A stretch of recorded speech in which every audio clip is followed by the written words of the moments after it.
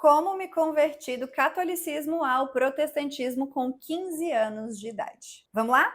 Eu sou Clara Formiga, eu falo sobre organização e produtividade no Instagram, pode me seguir lá, @claraformiga. E hoje eu pretendo compartilhar um pouco da minha história de fé. Estou sentada no chão da minha casa porque eu não vi nenhum cenário mais propício do que esse para te desejar um Feliz Natal. Essa é a minha época favorita do ano inteiro. Eu sempre quis compartilhar um pouco com vocês do que foi esse processo de consciência de fé, mas eu não achava que o Instagram tinha um formato mais adequado. E agora, nesse recém-criado canal no YouTube, acho que é uma boa oportunidade da gente construir essa intimidade com mais profundidade. Começando do começo, a minha família inteira é católica, então o catolicismo não foi uma escolha para mim, ele foi algo contextual. Meus pais são dois paraibanos, muito arretados. Queria que vocês entendessem no seu imaginário o que é a fé religiosa no interior da Paraíba. É catolicismo, sim. Se tem uma coisa que toda cidade do interior tem, é uma praça e uma igreja. Mas fato é que eu convivi com a fé cristã desde criança e agradeço aos meus pais por isso. Acontece que eu sou a mais nova de 3 irmãs e a minha irmã Raíssa sempre foi a minha melhor amiga. Nós sempre fomos muito grudadas a um ponto que achavam que a gente era gêmeas. Mesmo tendo 7 anos de diferença de idade, de tão parecida, grudada e colada que a gente sempre foi. E com 16 anos ela conheceu o amor da vida dela. E ele era um crente presbiteriano, veja só. A Rá começou a conviver e ela se converteu primeiro. Eu tinha meus 9 anos por aí. E eu, à medida que eu fui crescendo e passando pela adolescência, fui me aprofundando no catolicismo. Então, fiz minha primeira Eucaristia, comecei a estudar. Eu sempre fui dedicada aos estudos. E eu também tive uma prima muito católica que me ajudava muito, a gente caminhava na fé de uma forma muito intensa, então a gente compartilhava livros e conversava sobre coisas importantes e fundamentais, valiosas. E eu fui amadurecendo no meu processo de fé.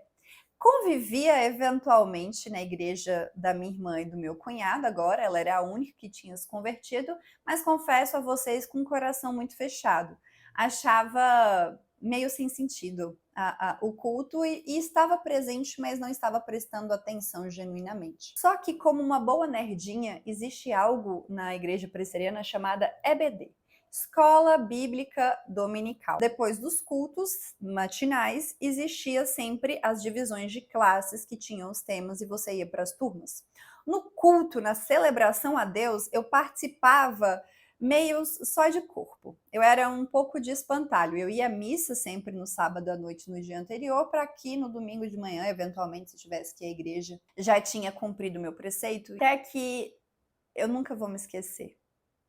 Um domingo de manhã, em que eu fui ao culto com o coração fechado, como todos, e na EBD, na Escola Bíblica Dominical, eu comecei a assistir a aula de um professor sobre Davi. Aí você pensa, nossa, que jeito engraçado de se converter. Achei que você ia falar que ele estava pregando em João, que começou a falar de Jesus, que alguém fez um apelo lá na frente, se você quer conhecer a Jesus.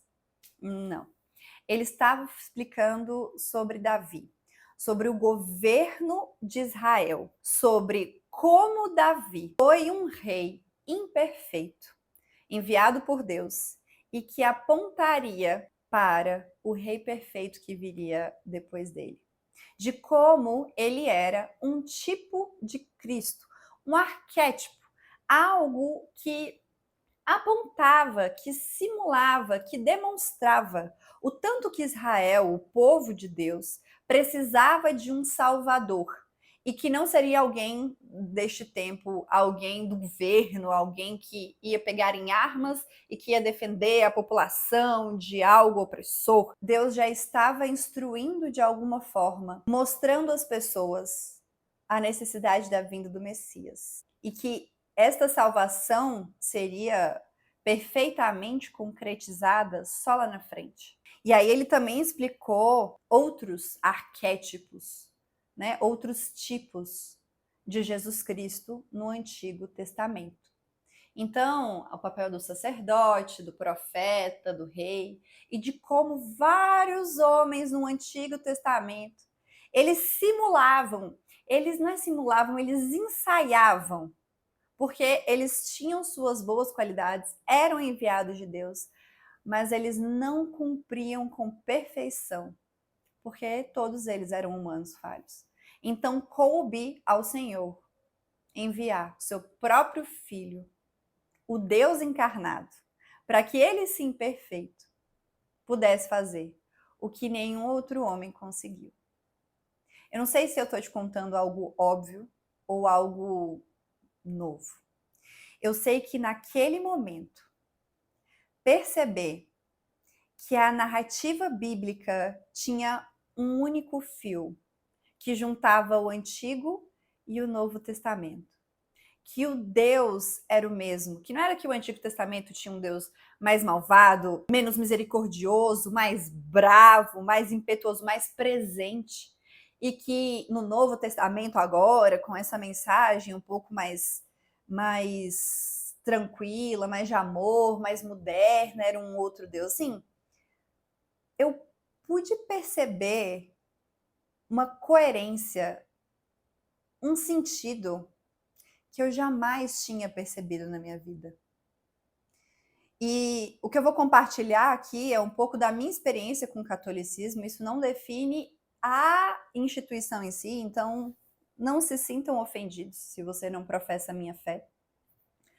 Mas a verdade é que, apesar de ser uma boa católica, a minha convivência com o catolicismo e estando presente ali, fazendo 2 anos de crisma, eu tinha aprendido sobre símbolos, sobre qual cor o padre usa em Pentecostes, sobre a tradição da igreja e várias outras questões, mas eu não aprendia efetivamente sobre a Bíblia, sobre a fé, sobre Deus, sobre os atributos de Deus, sobre quem ele foi, qual que é a narrativa bíblica.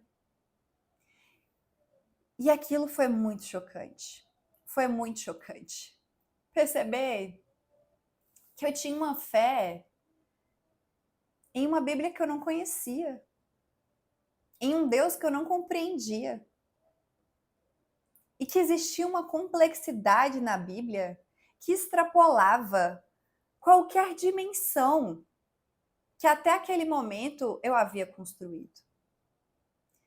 Então, talvez mais importante do que alguns símbolos, do que alguma história da igreja, do que alguns santos, do que algumas rezas, alguns rituais, mais importante seria eu passar a conhecer aquela palavra que estava diante de mim o tempo todo e eu, por algum motivo, não estava acessando a ela. Eu estava acessando outras coisas e me importando e focando em outras coisas que não a palavra. Realmente foi uma sensação muito maluca, como se eu estivesse enxergando a vida de modo extremamente embaçado e alguém tivesse me dado um óculos. A nitidez com que agora eu enxergava era bizarra. E eu tinha os meus 15 anos, 14, 15 anos, quando eu participei dessa classe na escola bíblica dominical.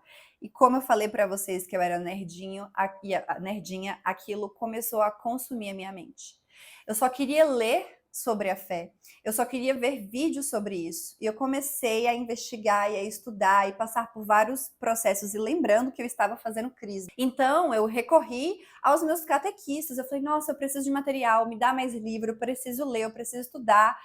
Eu tenho um mundo maravilhoso aqui diante de mim e eu preciso conhecê-lo, que é a Bíblia. E neste processo de investigação e conhecimento, foi desesperador, de uma sensação de desperdício, de como eu passei uma vida, com 15 anos de idade a gente se acha dono do mundo, né? Mas como que eu passei uma vida inteira sem investigar mais a fundo aquela verdade, né? Agindo com normalidade, simplesmente tendo a Bíblia, que é a palavra de Deus, diante de mim. Aquilo ali me pegou de uma forma muito profunda. À medida que eu fui estudando mais, participando mais das EBDs, indo aos cultos, eu pude abrir mais meu coração nos momentos de culto e prestar atenção. Não só ouvir, mas escutar e internalizar aquilo que foi sendo pregado. aos domingos de manhã. E cada vez mais eu tentei desesperadamente me conectar com a Igreja Católica. Chegou um ponto, inclusive, que eu virei para os meus catequistas e eu falei: socorro, eu acho que eu tô virando crente. Me ajuda! Eu preciso de ajuda! E foi um processo muito doloroso. Agora é divertido, eu rio, eu tenho consciência da decisão que eu tomei, que na minha opinião foi a melhor que eu pude. Mas a verdade é que foi a base de muito choro, de muita lágrima, de muito estudo. Cada vez mais que eu me debruçava em estudar, e eu tinha algumas dúvidas básicas sobre diferenças entre o catolicismo e o protestantismo, especificamente na corrente de fé reformada, calvinista, quando eu ia buscar uma resposta na igreja protestante, especificamente na igreja presbiteriana, eu via estudos bíblicos, passagens bíblicas. Então, olha, esse texto que tem essa exegese, que no original é escrito dessa forma, indica isso, então tem todo um contexto, essa passagem, esse foi o escritor, ele tinha esse espírito, foi esse o objetivo, em conjunto com os outros livros e tudo mais. Então, era todo um estudo profundo de interpretação da Bíblia. E, por outro lado, na Igreja Católica, os fundamentos da fé e os argumentos eram muito mais pautados na tradição, em decisões de concílios, em súmulas papais e etc. E foi nesse momento que eu me percebi sola escritura. Eu nem sabia que existia uma palavra para isso. Mas no momento em que eu fui me aprofundar nos motivos e na razão da minha fé, eu fui percebendo que a minha fé não estava galgada em homens, mas estava galgada na palavra. O fundamento daquilo que eu acredito é que eu genuinamente entendi que a Bíblia era a palavra de Deus. Ela não continha a palavra de Deus, ela não era parte da palavra de Deus. Ela era a perfeita, completa, inerrante palavra de Deus. E que todas as coisas deveriam se curvar a ela.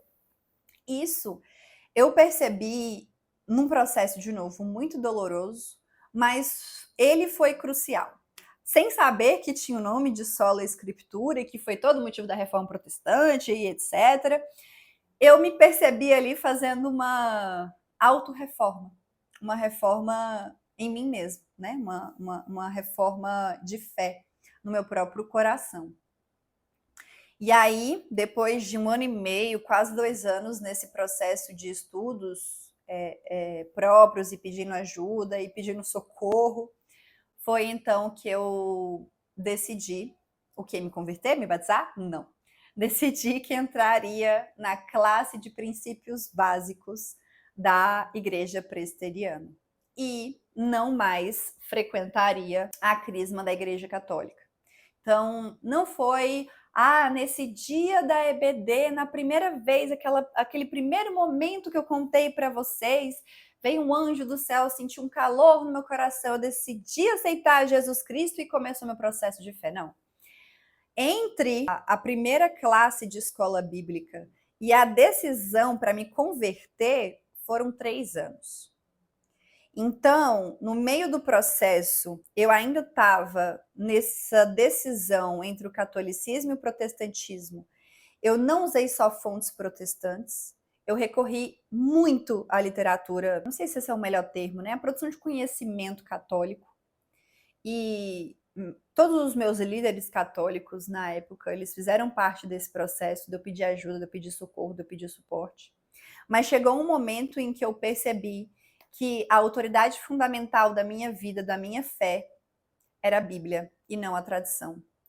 E sem entender a teologia por trás disso, ou o conceito teológico por trás, eu decidi que a partir daquele momento eu queria investigar mais profundamente a fé presbiteriana.